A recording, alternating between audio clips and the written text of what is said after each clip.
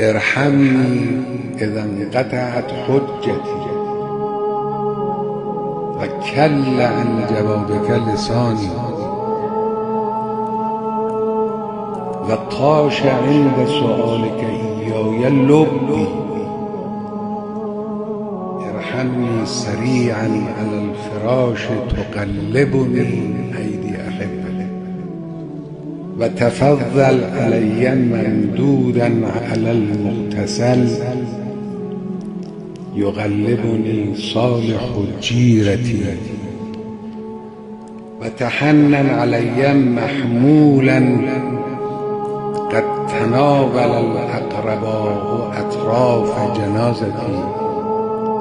وجد علی منقولا قد نزلت بك وحيدا في حفرة